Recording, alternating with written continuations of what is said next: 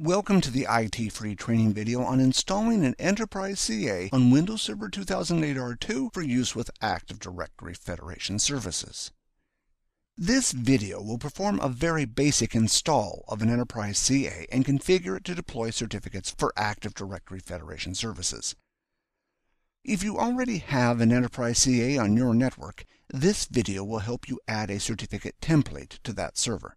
If you are planning to deploy a certificate solution on your network, you should perform additional research to make sure you use the correct settings.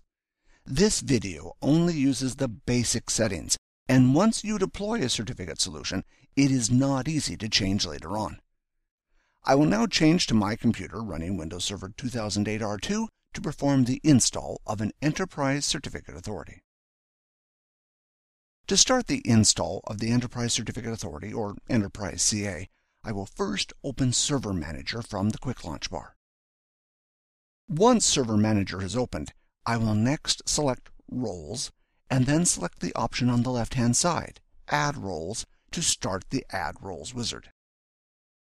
Once I am past the Welcome screen, on the next screen I need to select the top role, Active Directory Certificate Services.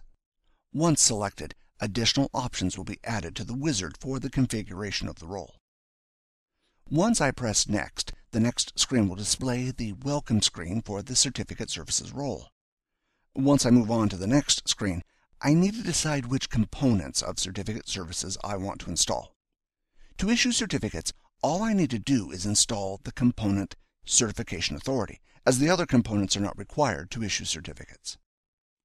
Once I press Next, on the next screen, I need to decide which type of certificate authority I want to install. In this case, I will leave it on the default option of Enterprise.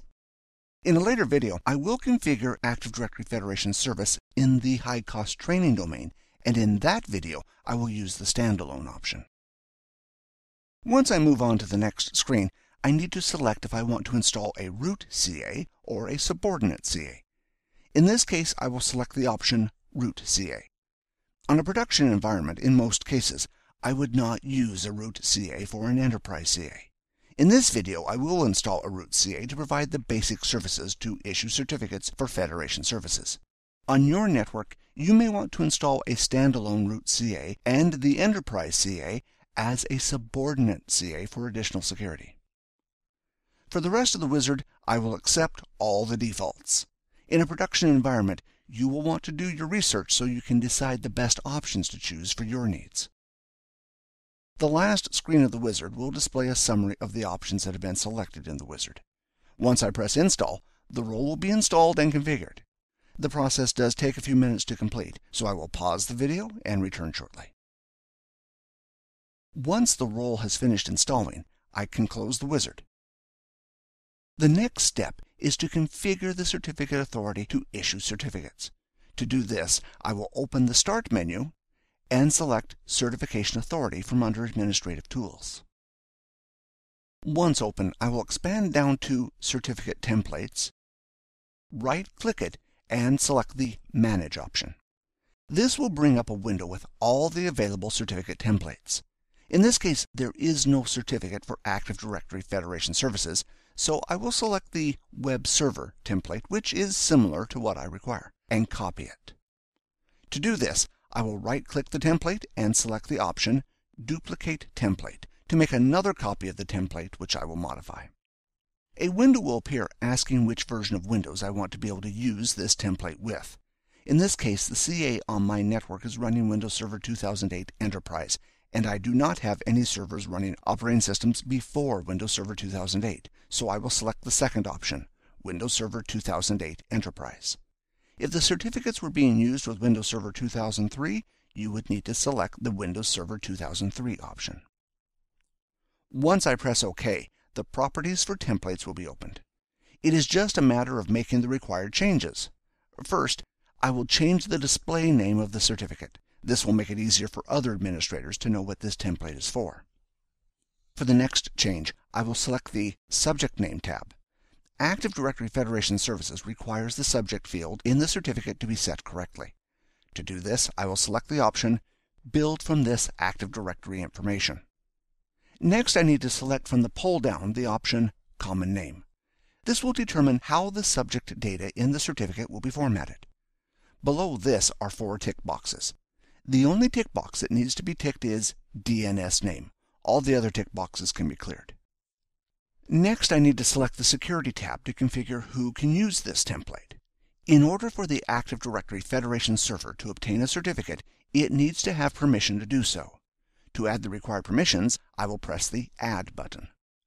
For the server to have access, the computer account for the Active Directory Federation server needs to be added. To do this, I will need to press the Object Types button and then tick the box for computers. Otherwise, when I search for the computer account, it will not be found.